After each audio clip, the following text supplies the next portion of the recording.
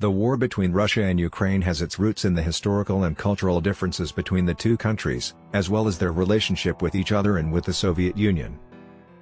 The conflict began in 2014 when Russia annexed Crimea from Ukraine, which was followed by fighting in eastern Ukraine between Ukrainian government forces and Russian-backed separatists. The war has resulted in thousands of deaths and the displacement of 1.6 million people. The situation remains ongoing, with sporadic ceasefire agreements but no lasting peace settlement. The UN General Assembly Resolution 68-262 recognized the annexation of Crimea by Russia as illegal. Here is a timeline of key events in the Russia-Ukraine war.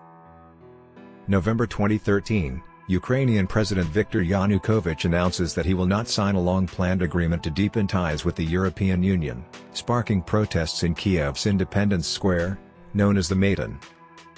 February 2014, Yanukovych is overthrown and flee to Russia, and pro-Western politician Arseny Yatsenyuk becomes prime minister. March 2014, Russian troops annexed Crimea, a region in eastern Ukraine with a large Russian-speaking population, after a controversial referendum. April 2014, pro-Russian separatists take control of government buildings in the eastern Ukrainian cities of Donetsk and Luhansk, sparking a war between Ukrainian government forces and the Russian-backed separatists. September 2014, a ceasefire is agreed upon, but sporadic fighting continues. February 2015, a new ceasefire, known as the Minsk II agreement is signed, but is repeatedly violated by both sides. October 2015, the UN reported that the total death toll had surpassed 9,000.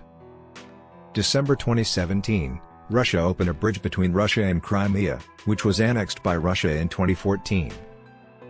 October 2019, Russia detained 24 Ukrainian Navy sailors and their vessels in the Kerch Strait, which connects the Sea of Azov and the Black Sea, near Crimea.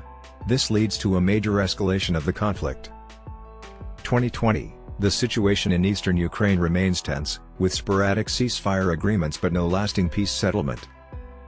Some key facts about the war include: the war has resulted in over 13,000 deaths and the displacement of more than 1.6 million people. The annexation of Crimea by Russia is not recognized by the international community and is considered illegal by the UN General Assembly Resolution 68-262. Economic sanctions have been imposed on Russia by the European Union and other Western countries in response to its actions in Ukraine. The war has had a significant impact on the relationship between Russia and the West, leading to increased tensions and a breakdown in diplomatic relations. It is important to note that the war is ongoing and the situation can change rapidly. Russia has outlined several demands that it would like to see met in order for the war between Russia and Ukraine to come to an end. Some of these demands include: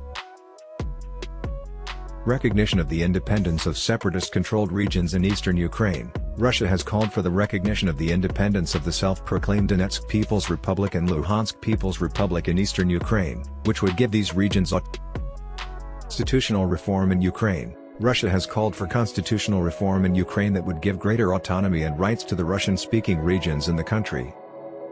Protection of the rights of Russian speakers in Ukraine. Russia has called for the protection of the rights of Russian speakers in Ukraine, including language rights and the right to freely associate. Repeal of economic sanctions against Russia. Russia has called for the repeal of economic sanctions that have been imposed on it by the international community in response to its actions in Ukraine. Release of Russian prisoners. Russia has called for the release of Russian citizens who have been arrested and detained in Ukraine in connection with the conflict. It's worth noting that these demands are not officially acknowledged by Ukraine and have been rejected by international community as illegal.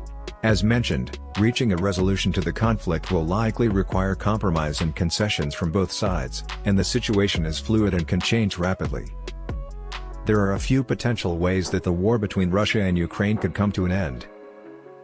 Negotiated settlement. The most common way that conflicts like this end is through diplomatic negotiations.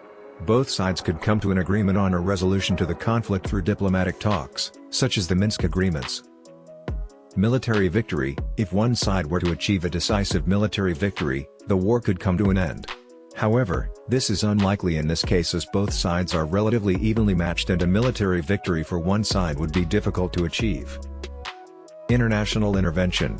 The international community, including the United Nations and the European Union, could intervene to broker a peace deal and bring an end to the war. Economic sanctions. Economic sanctions imposed by the international community on Russia could lead to pressure on the country to come to a peaceful resolution of the conflict. Gradual de-escalation. The war could gradually de-escalate over time, with both sides agreeing to reduce their military presence and decrease their support for separatist groups. It's important to note that reaching a resolution to the conflict will likely require compromise and concessions from both sides, and that the situation is fluid and can change